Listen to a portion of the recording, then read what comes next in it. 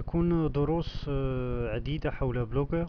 سنقوم بمعرفة كيفية إنشاء مدونة على بلوجر، كيفية العمل به، كيفية الربح مع بلوجر، وإدخال الصور، النص، الفيديوهات، HTML،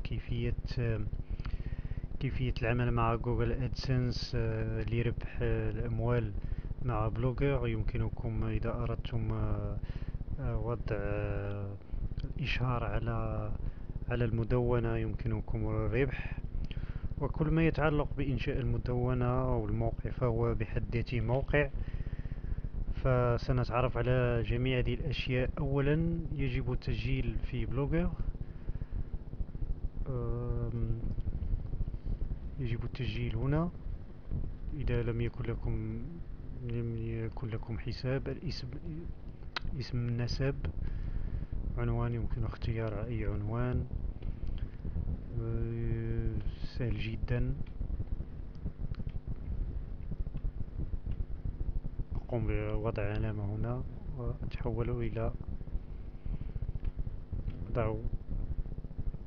أضغط هنا.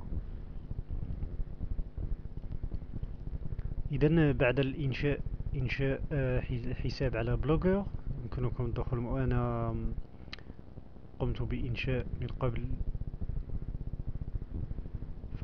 فيمكنكم الدخول مباشرة هنا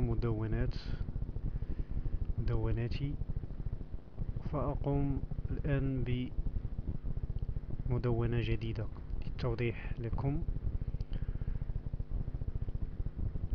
قائمة المدونات، إنشاء مدونة جديدة. اسم النموذج أنا سأسميه كيف يعمل. وهنا فهذه المدونة ستكون للإشارة فقط. هذه المدونة الجديدة كيف يعمل سأسميها كيف يعمل. وهذه المدونة ستجدون فيها كل شيء مرتبط ببلوجر وأشياء أخرى أكثر من بلوجر.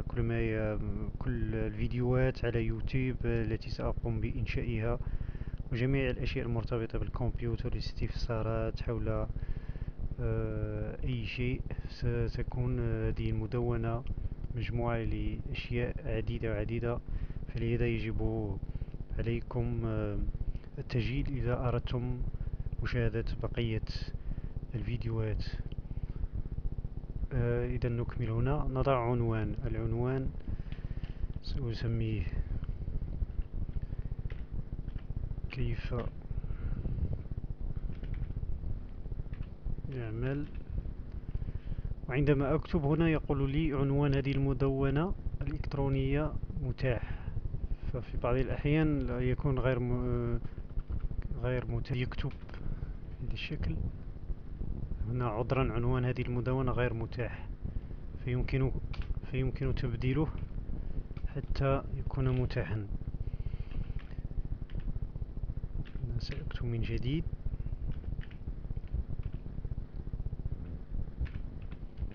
إذن هنا يقول لي عنوان هذه المدونة الإلكترونية متاح.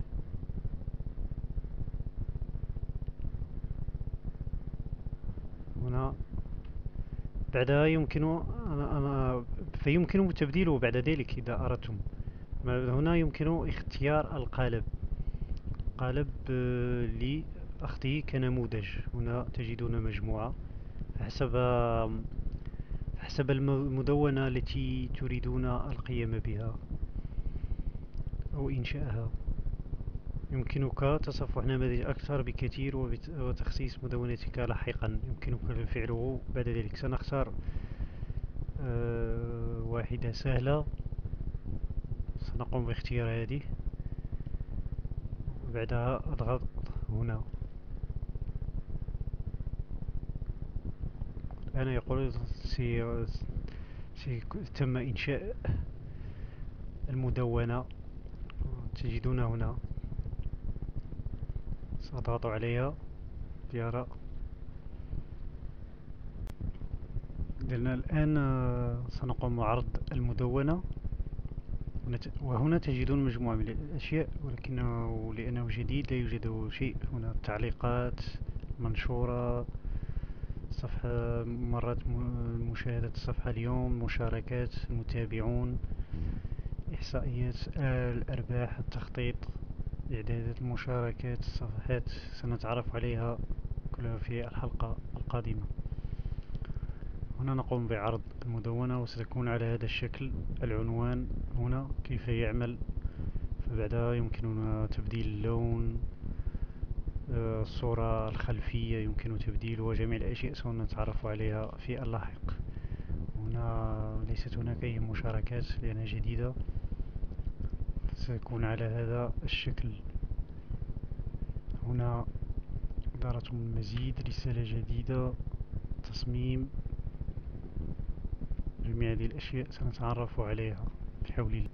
إذن في الحلقة القادمة سنتعرف على مجموعة من الأشياء التي تخص كيفية إرسال رسالة جديدة، تصميم، تسجيل، جميع الأشياء التي تخص الصورة، كيفية العمل بلوجر، كيفية الربح، كيفية استخدام ال HTML، كيفية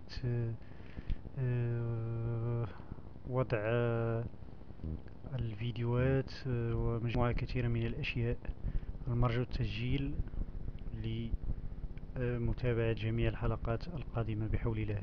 إلى اللقاء، إلى الحلقة المقبلة، والسلام عليكم ورحمة الله تعالى وبركاته.